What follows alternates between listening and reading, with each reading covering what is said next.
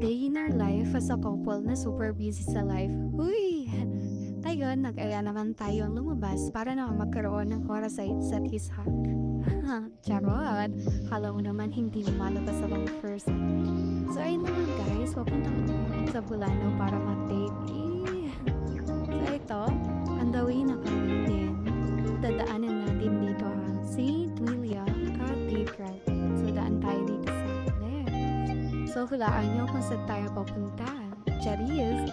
Dito lang tayo sa malapit dito sa coffee house. Pero dadaan na tayo dito sa surplus sa baba lang ng coffee house mismo. So ayan, marami silang benta mo. Tables, yan, mga pagtahin.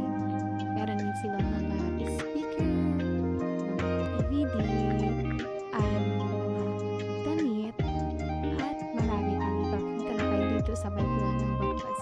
Ayan, marami silang tinda na pwede nyong pagpilian. Pwede kayong pumunta dito. So ayan, tara na po sa coffee house. Pataas na po kami dito sa coffee house para kumain kasi gutom na kami. Ayan, nag-order na kami dito.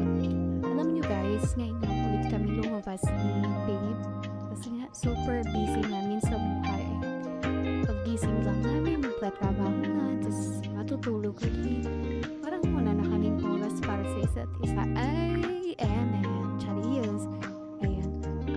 So dito, kahit nasa labas kami, magtatrabaho pa rin mo. Ayan, inabot na tayo ng gabi.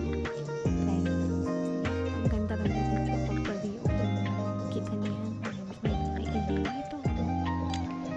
So, ayan muna for today, guys. So, panawag yun. Bye-bye!